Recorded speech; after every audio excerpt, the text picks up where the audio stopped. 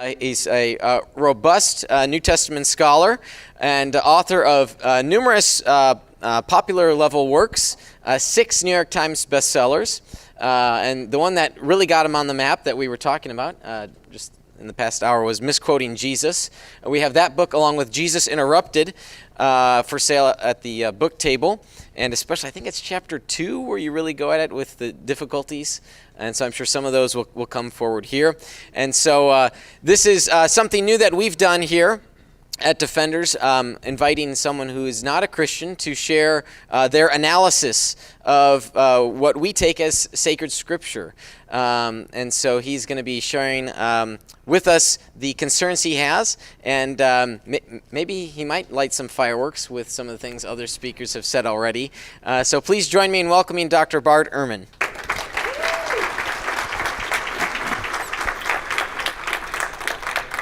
Well, thank you very much. It's a real pleasure to be with you. I actually really appreciate being invited because obviously my views are different from most of yours. I mean, the views of most of you. They're probably also different from most of yours individually, my views. But and so I appreciate that because I think it shows a kind of an openness to wanting to learn. And I have zero interest in converting or deconverting anybody. You are welcome. I hope we can all keep being thinking human beings, whatever our personal views happen to be. I was trying to think the last time I spoke at an apologetics conference, and I think it was probably 1976. So it's like, this is not my typical venue. The question I'm dealing with is are the Gospels historically reliable? The problem of contradictions. Right. So I want to start out by giving some autobiography. A little bit about myself in terms of this question. I was raised in a Christian household. It wasn't an evangelical household, it was Episcopalian, but I had a fairly traditional view of the Bible growing up, that the Bible is inspired and that what it says is true. And that, I never had any reason to suspect that there was nothing false in the Bible growing up. And so I didn't grow up in a secular household or anything like that. It was a very Christian household. When I was in high school, I moved away from the Episcopal tradition and became a conservative evangelical. I had a born-again experience and committed my life to Christ as my Lord and Savior. And became quite fervent then in studying the Bible, which I had never done as an Episcopalian. Episcopalians typically don't study the Bible that much. But I got into Bible study, and I was being directed by somebody who had been a graduate of Moody Bible Institute, who believed that the Bible was inerrant, and so I just assumed that was the Christian view. And so I went to Moody Bible Institute, and that was, and I was completely committed to the idea that the Bible is the inerrant Word of God without mistake, including, of course, no contradictions in the Gospels. When I went to graduate school at Princeton Theological Seminary, I had taken Greek in college, and then I took Hebrew, and so I was reading the Old Testament in Hebrew and the New Testament in Greek. And it's a very long story because it took a long time, but I started noticing that there were problems that were serious problems. I had known about problems at Moody, contradictions, and I could reconcile them or I could explain them away. And I finally got to a point where I just started noticing differences that I thought, yeah, I could explain that away, but the explanation is so complicated that it's like it doesn't make sense to explain it away. You could explain it away, but really, is this? So I got to a point where I just started thinking, what do I want to think about these? And it took me a long time before I made any commitment to it. But what I really decided was that in what I was seeing as, how do I put this? I was seeing as difficulties that I didn't want to resolve these difficulties simply on the basis of what I believed. I actually wanted to use my head and figure it out. So there are two approaches to the Bible. You can assume, say the Gospels, you can simply assume that there are no contradictions. You can come to the task with it saying, look, the Bible's the Word of God. God gave us this Word. It cannot have mistakes in it. So there cannot be contradictions. That was my approach as an evangelical at Moody Bible Institute. And if you come at it with that assumption, you will not find mistakes because there can't be mistakes. So if there can't be mistakes, there aren't mistakes. Okay, so it's very simple. The other way is just to see if there are mistakes and then figure out what to do about it.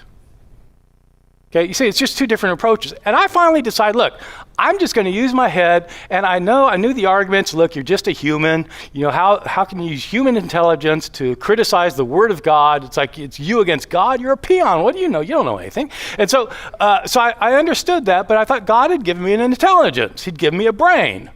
And I thought, if I decide that there are problems, well, then there are problems, and I'll just need to deal with it then and figure out what I think. But I am going to use my intelligence.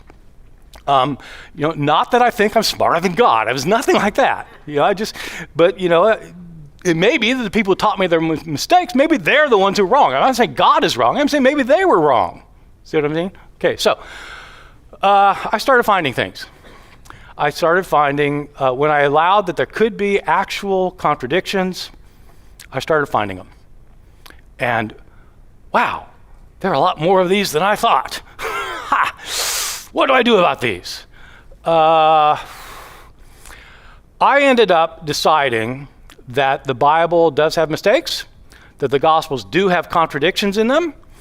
Some of these contradictions cannot plausibly be reconciled, and that it affects the historical reliability of the accounts, as I'll explain in a minute. My suggestion to you is that you have an open mind. Very simple. Just have an open mind. Be willing to change your views. If you're not willing to change your views, then you're not thinking. I'm not saying you have to change your views. Of course you don't have to change your views. You might think, well, you might look into it and decide, yep, I was right all along. Isn't that great? I'm always right. But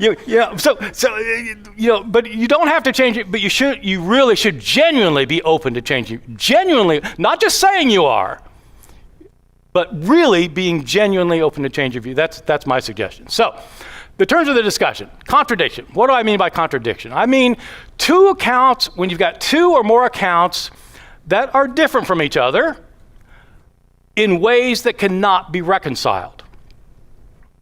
I'm not talking about just differences. Yes, well, Matthew tells the story about the wise men, but Luke tells the stories about the shepherds, and so they're different. Well, yeah, they're different, but that's not a contradiction, right? A contradiction is when you've got two things that can't both be true at the same time. Okay, that's what I mean by a contradiction. And that's what I'm talking about here. I'm not talking about different emphases or talking about different stories or reporting different sayings of Jesus or even different portrayals of Jesus. No, I'm talking about contradictions. Okay, two things that cannot be plausibly be reconciled. Historically reliable. What do I mean by historically reliable? If I read a newspaper article or something online, or I read a book that's describing something that happened in the past, and if in fact what it describes is not the way it happened in the past, then it's not historically reliable. If you read a description of something that happened in the past that is not how it happened, it's not reliable. If I tell you that yesterday I walked to Chicago from Chapel Hill, that is incorrect. That is not how you say, well, yeah, but you got here, so it's not really No, it's incorrect. I did not walk here. I flew here. So if it doesn't say it like it really was, it's not accurate. It might be accurate in other ways. Okay, so that's what I mean. So the relationship between the two. If you have two contradictory accounts of the same event, if they're actually contradictory, both accounts cannot be accurate. Two accounts, the same event, if they're contradictory, they both can't be accurate. One of them could be accurate, or the other could be accurate, or neither could be accurate. Those are the three options. But the option is not that they're both accurate. Okay? With me? Simple logic. Aristotelian logic, in fact. This has been around since the 4th century BCE. So, what everyone should happily concede, in my opinion, what everyone should happily concede, in theory, just about anything can be reconciled if you work hard enough at it. I walked to Chicago yesterday. Well, I was on the plane, and I walked up and down the aisle. So technically speaking, I did walk to Chicago. Okay, but that isn't how we talk, right? We don't talk that way. So in theory, you can reconcile anything in the Bible you want. There is nothing you cannot reconcile. When I was an evangelical, I reconciled everything. And so I understand that. So in theory, you can, but you're talking about plausibility as well, right? We're using our heads now. We're not just trying to be kind of straight literalists who are bound and determined to reconcile everything. Second, contradictions if you have contradictions, of course, there's a range of reasons you could have contradictions. Okay, so for example, you might have two sources of information. You've got some account of the Second World War, and one source says one thing that contradicts what another source, one book says one thing that contradicts what another book says. It could be because they've heard this from different sources of information, and one of the sources of information was just wrong. Okay, so it could be different sources of information. With the Gospels, it's like that. The Gospel authors had different sources of information. They heard different stories, they saw different things, they read different things, and they may have different, that might be why you'd get some contradictions. Or, for example, you might have an author who has a different point of view, and maybe they change something. Right? They're reading something, they disagree with it, they change it, and so that would create a contradiction. So it's just because of a different point of view. You know, it's not a bad thing to have a different point of view, but it could create a contradiction. Or, as Mike has written his book, as you all know, about there could be different we have ancient writing practices. Of course, in antiquity, they didn't write biographies like people do today. And so, of course, you have to understand how people in the ancient world wrote biographies. I completely agree with Mike on this, and we have to study ancient authors to see how they recounted both biographical and historical information. We have to read Plutarch and Suetonius and Tacitus. I mean, I spend my life reading these people. And so this is, we absolutely have to do that. My point, though, is that even though there are reasons for contradictions to occur, that doesn't mean that they're not contradictions. They are still contradictions. You just know why they happened. Okay? So, and I'm perfectly on board with knowing why they happened. Perfectly on board. I think there's completely acceptable reasons for why these things happened, but I think they did happen. So, let me tell you some things that I will not concede. Unless you take me to the torture chamber, I am not going to concede any of this. I am not going to concede that a contradiction is not a contradiction. If it's a contradiction, it's a contradiction. So I'm also going to not concede that if you've got two contradictory accounts, I'm not going to concede that they can both be accurate. They cannot both be accurate. I'm sorry. If they contradict each other, one of them is not accurate, or both of them are not accurate. It's just, okay, I'm not going to concede that one. And I'm not going to concede that we should stick to our guns no matter what. Whatever you've been brought up to think, whatever you've been taught, we should not stick to our guns because we just can't give it up. When it comes to anything involving the intellect, you can give it up. If logic, reason, truth takes you in a different direction. You should follow the truth. Don't necessarily follow what you've always thought. The other speakers and I are surely going to agree on all of this. So I'm not, but I want to emphasize it because it's going to get tricky here in a minute. So, let me urge you two things. One is to see for yourself and not accept somebody else's view. See, you've got to make your decision. Just because you know a smart person who thinks something doesn't mean you have to think it too. Use your head. Figure it out. And when it comes to the Gospels, what I suggest is that you do a horizontal reading. So people read the Gospels in a variety of ways. Most people, of course, don't read the Gospels, but those who do read the Gospels, several ways. Some of my students, I teach in Chapel Hill. It's in the Bible Belt, and what a lot of my students do when they read the Gospels is what I call the Ouija board approach, which is it's like a fortune-telling thing where you kind of open it up and you stick your finger down on a verse, and that's like your verse for the day, and so that you read it like that. Okay, that's fine. You can read the Bible that way if you want to, but you're not really going to understand the Bible if you read it that way. So another way, the way most people read it, the Bible, is they'll read it like a little bit at a time. Like they'll read a passage here or a passage there, and I think probably most people kind of do it like that. But if you really want to know what the Gospel of Mark is saying, it's not that helpful to read a passage from Mark and a passage from Paul and a passage from John, because you are reading things that are on the Bible, but if you want to know what Mark has to say about something, it's better to read Mark and see what Mark has to say, because it might be different in some way. I'm not saying contradictory, but it might be a different emphasis than some other book. And so if you want to see what Mark is emphasizing, you read Mark. So when people want to do that, they typically do a vertical reading, which is the way we read books. You start at the top of the page, and you go to the bottom of the page. Then you go to the next page. You go from the top to the bottom. It's vertical. Top to bottom, you go from the beginning of the book to the end of the book. And that's how you read books. Yes. Okay. So should definitely read the Bible that way. Should definitely read the Gospels that way. It's the way to read. That's how we read. But there's another way to read that most of us don't read, which is what I call a horizontal reading, and this has its own value. It's not the only way. It's not the best way to read the Bible. It's one way to read the Bible, and if you want to see contradictions, this is the way to read the Bible. You read a passage in one of the Gospels and put it next to a passage in another Gospel and next to a passage in the other Gospel, and read across the accounts horizontally. Read this one, then this one, then this one, and compare them. And see if they line up. You don't need an expert to guide you in this. Just do it. Read them horizontally and decide, is this consistent or not? Simple. Hardly anybody does it.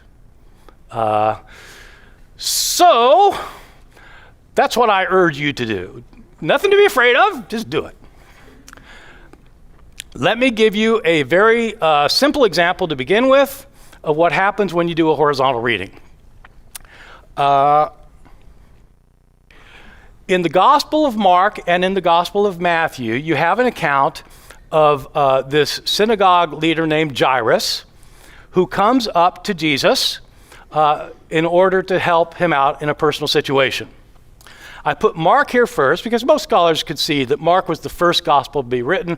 For this, it doesn't matter to me whether you agree with it. It will not matter to the example at all. But most people think Mark was the first, and that Matthew had Mark as one of his sources. So whether you think that or not, it doesn't really matter for this. But that's why I put Mark first. In Mark's account, Jairus comes up to Jesus and he says, "My daughter is very sick. Could you come heal her?" So I'm putting these verses here so you can write these down, look it up yourself, read it horizontally. "My daughter's sick, could you come and heal her?" And Jesus tells him not to fear. And so he starts to go, but before he can get to Jairus' house, a woman comes up who's been bleeding for 12 years. She's had a hemorrhage, and she touches his cloak so she can be healed, and she's healed, and he feels the power go out, and he talks with her, and it delays him. And while he's dealing with this woman, somebody comes from Jairus' house and says, "It's too late. She died." And Jesus says, don't fear. Jesus goes and he raises her from the dead. Beautiful story in Mark chapter 5. Matthew has the same story. In Matthew's account, Jairus comes to Jesus and he says, "My daughter has died. Can you raise her from the dead?" The daughter is dead when Jairus comes.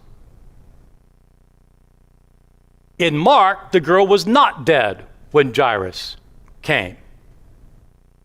I'm calling this a simple example because, like, you might think, who cares?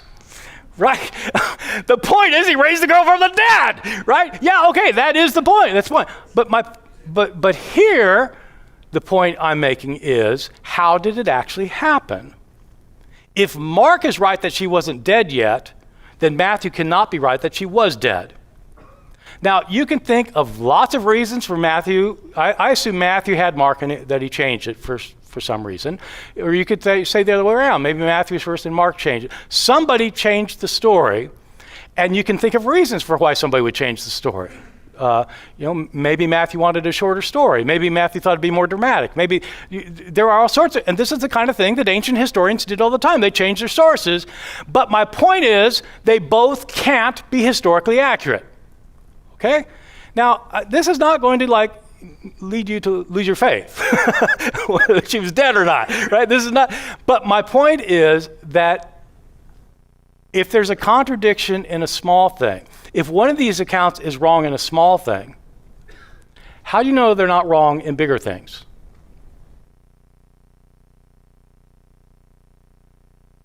Okay, let me give you some other kinds of examples that are a little more substantive. You'll be glad to know. So I'm just picking. Look, I've got a few examples, and you can have. We could spend months talking about the examples. I'm going to give you a couple. A couple of these are famous. People have explanations for these things. Of course, everybody's got an explanation for something. But here's a question. Both Matthew and Luke have a genealogy of Jesus. Okay? They both recount who's his father, grandfather, great-grandfather. They do a genealogy. They're different in lots of ways. These genealogies are very different in lots of ways, really interesting ways that I'm not going to go into. A lot of the differences are not necessarily contradictions. But here's a question. In these genealogies, who is Joseph's father, grandfather, and great-grandfather? Okay, simple question. Read them horizontally and see. So, Matthew chapter 1, verses 2 through 16. Joseph's father is somebody named Jacob. His grandfather is somebody named Nathan. His great-grandfather is named Eleazar. His great-great-grandfather is Elias, and it goes all the way back, Matthew's genealogy goes all the way back to Abraham, the father of the Jews. Okay? So, just read the text. That's what it says. Luke's genealogy. Chapter 3. Joseph's father is somebody named Heli. His grandfather's Mathat. That looks like Mathan, but it's a different word. Mathat. Great-grandfather is somebody named Levi. Great-great-grandfather is somebody named Melchi. The genealogies are different all the way from Joseph to David. Now, there are lots of explanations for this that people have had over the years. When I was committed to there being no mistakes in the New Testament, Rob had said earlier that Matthew's account seems to be Joseph's account, and Luke's account seems to be Mary's account. And so one of the ways people reconcile this is by saying that that one is the genealogy of Joseph, and the other is the of Joseph, and the other is the genealogy of Mary. Okay, so then that's why they're different. Because one's Mary, one's Joseph. Okay, two parents, two genealogies, which makes sense until you read the text.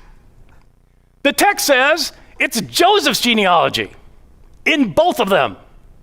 This is Joseph's genealogy. Well, maybe Joseph had a stepfather, and the stepfather was named, and he had a real father's name, and so you trace it back like that. So you come up with these explanations. And if you start digging deep into the text, none of them works. They have two different genealogies because, in my opinion, I am certain they contradict each other. My opinion about why there's a contradiction is because I think they have two different sources of information. Contrary to what people say, ancient Jews did not keep their genealogies. People tell you this all the time. It's absolutely not true. Jews did not. So some Jew living in the year, 29 AD He didn't know who his great-great-grandfather was any more than you do. They didn't do that. But people think because they read in the Bible, you got all these genealogies, that this is what Jews are doing the whole time. No, they absolutely did not do that. So they had sources of information. They wanted to trace Jesus' line back to David because he's the son of David. Well, what if you don't know who his great-great-great-great-grandfather is? Well, you got to make something up. And so they came up with something. Whether you agree with that explanation or not, it's a contradiction. Okay, here's an interesting one. Did Joseph, Mary, and Jesus flee to Egypt after Jesus' birth, or did they return to Nazareth? This one is trickier. All right, so here's what happens in Matthew. Again, just read it yourself carefully. You've got to read these things carefully. You can't just breeze over them. You got to read them word for word and think about what you're reading. Here's what happens. I'm going to summarize it for you. Just look it up and you'll see. Jesus is born in Bethlehem. Chapter 1 of Matthew. The wise men come following a star to worship him. Chapter 2. They come to Jerusalem, and Herod makes inquiries. Herod learns that these wise men are trying to come to worship the King of the Jews. Okay, so Herod finds out that the King of the Jews has been born, and this is not good news for Herod because he's the King of the Jews. And so if there's some other King of the Jews born, it's like his position's in trouble here. And so Herod learns about the birth of the King of the Jews. He sends out troops in order to kill the child because he wants to get rid of the competition. So he sends the troops to Bethlehem, and they kill all the baby boys up to 2 years old. But Joseph learns in a dream that this is going to be happening, and so he takes the family and they flee to Egypt. Now the distance from Bethlehem to, say, Cairo is about 250 miles. Okay, I've just put that on here so you realize they're walking, right? They're not flying. They are walking to Chicago. They're walking to Cairo. What do you do? 20 miles a day? I don't know what you do. But I mean, it's like, so it takes a while to get there. And they actually stay in Egypt until Herod dies. So we don't know how long that is. Whether we're talking about, I assume it's more than a couple of days, because otherwise, they would just go hide out for a couple of days. But it's like, they're down there for a while. And then, when they find out that Herod dies, they come back, and they don't settle back in Bethlehem because Herod's son, Archelaus, is the king now, and Archelaus is worse than his dad was, and so we can't settle here. We've got to go up north. And so they go up north to Galilee. They go way up north into Galilee, which is another 4 or 5 day journey on foot. Okay, and then they settle in Nazareth. Okay, fine. That's the story in Matthew. Familiar story. Luke also is a familiar story, but it's very different. In Luke, Joseph and Mary, the way the work happens in Luke is Joseph and Mary are from Nazareth, and they travel from Nazareth to Bethlehem to register because there's a worldwide census. Caesar Augustus is the emperor. There's a worldwide census. Everybody has to register for this tax. And so Joseph actually is from the line of King David, and so David is from Bethlehem, and so he goes to Bethlehem and to register for this tax. And Mary happens to be pregnant at the time, and so they go there, and she goes into labor there in Bethlehem, and Jesus is born then in Bethlehem, and the shepherds come and they worship him that night. On the 8th day, Bethlehem is very close to Jerusalem. If you've ever been there, you just walk to Jerusalem if you've got an afternoon. So the 8th day, he's circumcised, which the law demands that a Jewish boy has to be circumcised on the 8th day. Then Joseph and Mary perform the rites of purification in the temple according to the law. So this is referring to something that's in Leviticus chapter 12. A woman. So in the Old Testament, when a woman gives birth, she's ceremonially impure. It doesn't mean she's sinful or anything like that, but there are certain things that make you ritually impure. Like if you touch a corpse, you've got to be purified of it. If a woman has her period, she has to be purified of it. If a man has an emission of semen, he has to be purified. They're just these kind of rules that you've got to be purified for these things. And the rule for purification for giving birth is in Leviticus 12. It happens 33 days after the circumcision. So she goes to the temple and she performs a sacrifice, and then she's purified, and then that's fine. It just means she can now go to the temple and she can worship, and so she's had the ritual purification. So that happens 33 days. So that's so the 8th day. So this is 41 days after Jesus' birth. And then we're told that when they finish, they return to Nazareth. Verse 39. Okay, good. The problem is, according to Matthew, they don't do that. According to Matthew, they go to Egypt, 250 miles away, and they stay in Egypt, and they wait till Herod, and then they come back. So if Matthew's right that they fled to Egypt, how can Luke be right if they went back to Nazareth 41 days later? Okay, well, you can work hard, you can reconcile it, you can reconcile anything you want, but the reality is these two seem to be at odds with each other. Okay, let me take a couple from the end of the gospel. So from the end of the Gospels. Here's one that's kind of interesting that you can easily come up with an explanation for, but it's a contradiction. So Jesus is crucified, and in Mark's gospel, you have this amazing scene where Jesus dies, and his last words are, my God, why have you forsaken me? Eloi, Eloi, lama sabachthani. My God, why have you forsaken me? And he dies. And it's like, I think he's genuinely asking, where are you? He dies, and the curtain in the temple rips in half is the next thing that happens. The centurion says, truly this man was the Son of God. It is one of the most amazing scenes in the Gospel of Mark, because on one hand, it seems like Jesus is in doubt, but whether you think so or not, it's not that important, but the reader's not in doubt. The curtain in the temple was the curtain that separated the Holy of Holies from the rest of the temple. God dwelt in the Holy of Holies, and nobody could go into the Holy of Holies except one man, the high priest, once a year on the Day of Atonement, could go in the presence of God to offer a sacrifice for the sins of the people. But normal people had no access to God where he dwelt.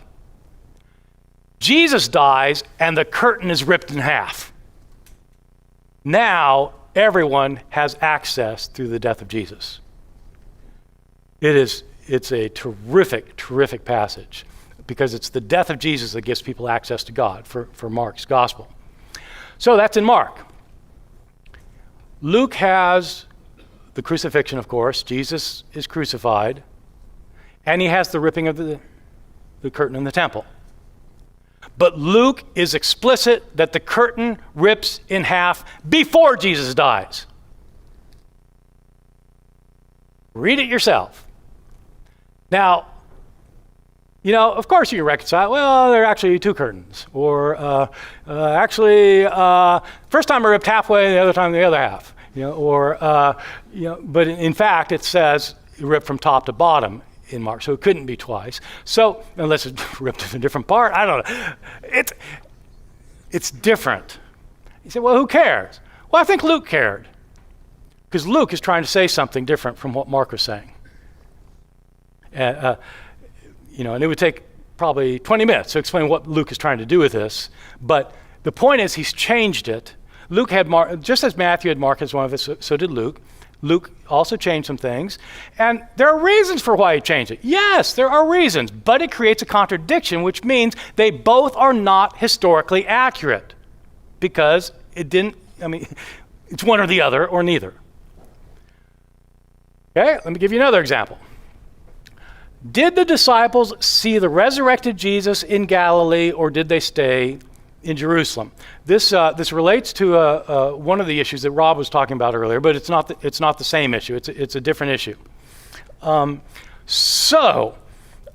In both Matthew and Luke, Jesus is raised from the dead, and he appears to his disciples.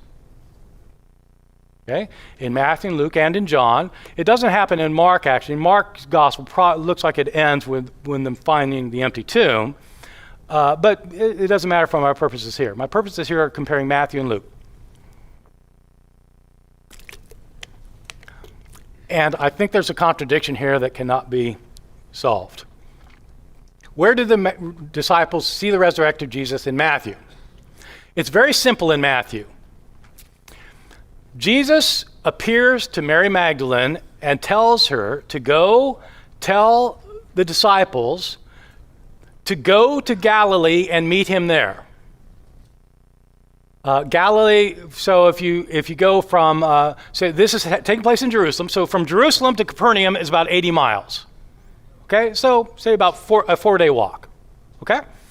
All right, so tells Mary, go tell the disciples, go to Galilee. And they go.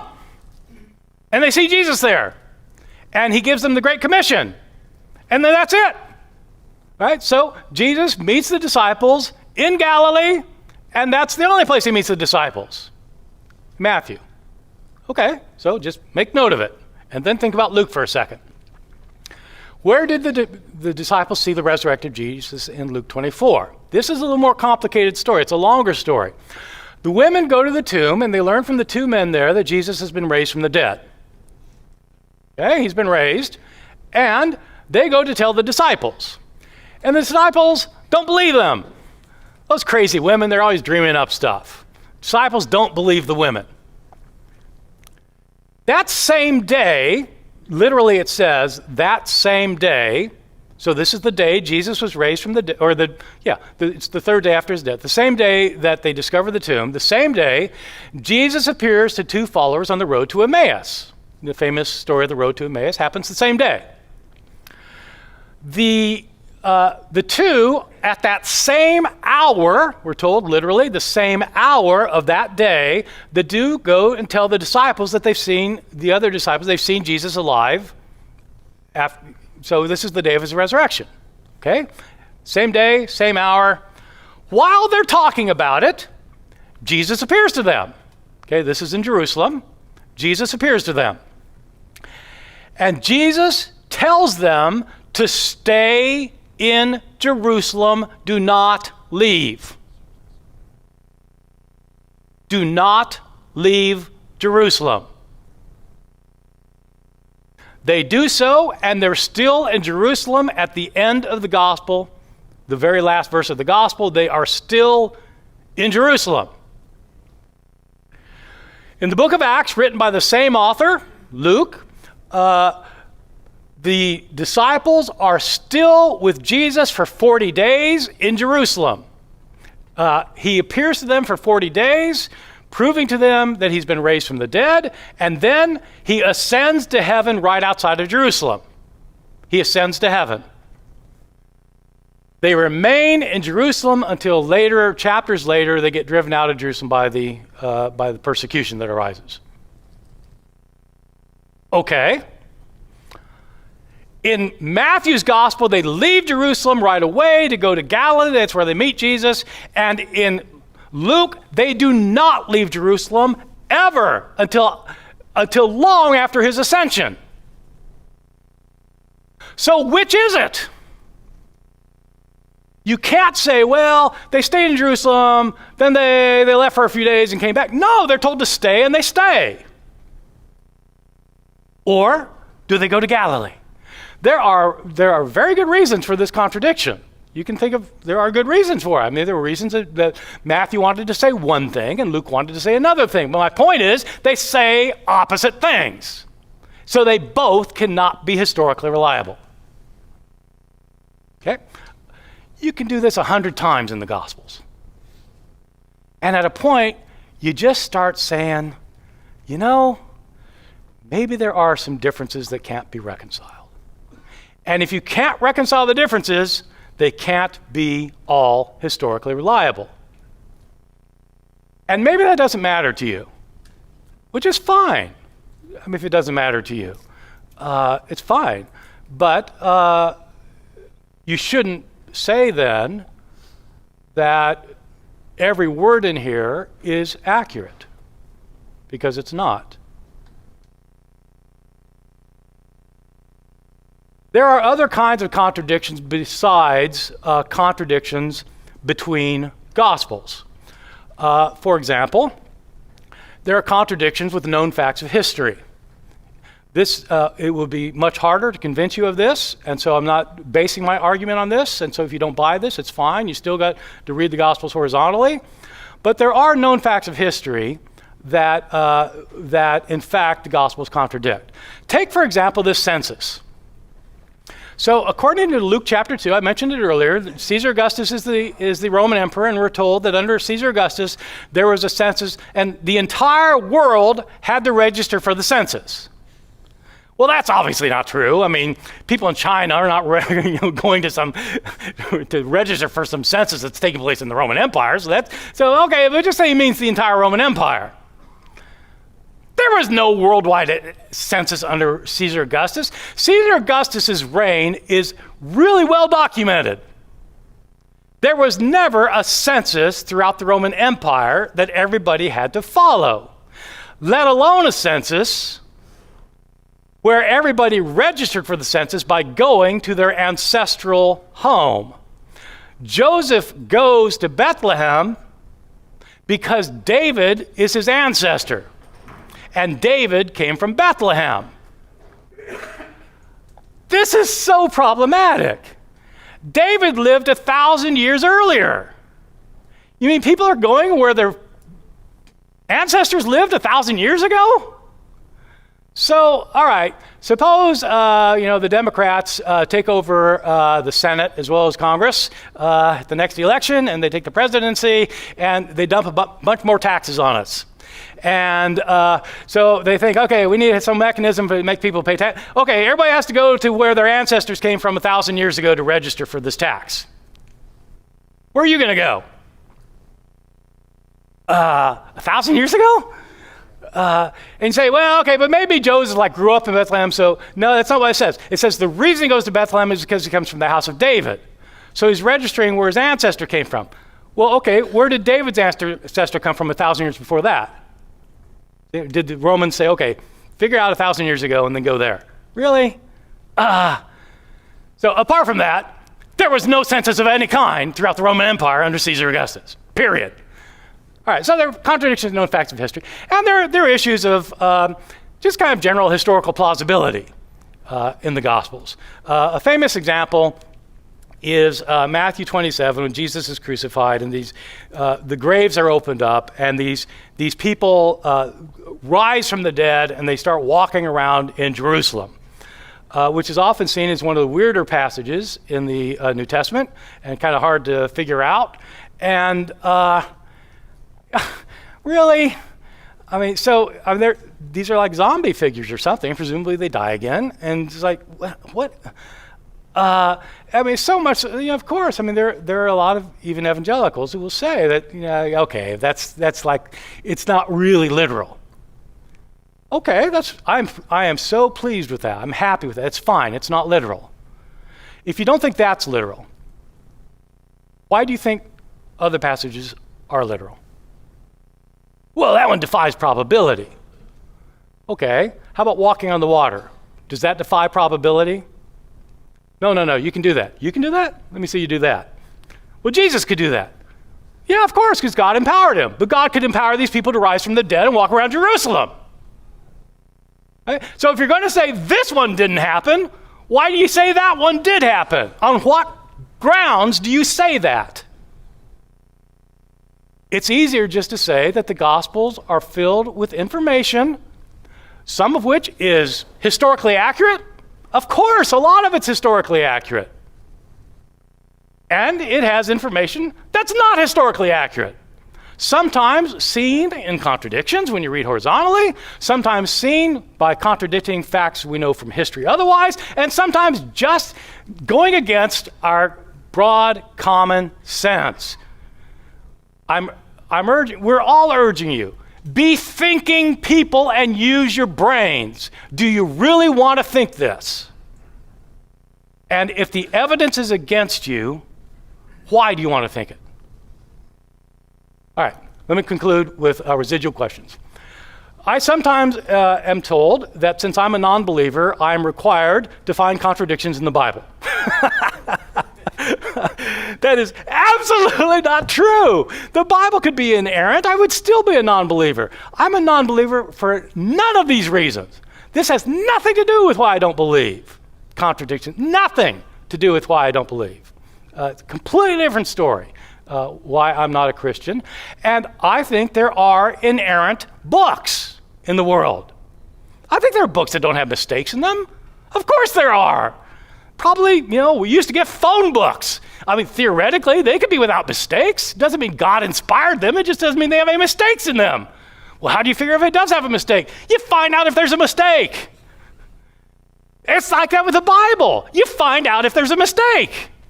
So you don't have to say there are contradictions if you're not a believer. To see these contradictions, you have to reject miracles or have an anti-supernaturalist bias.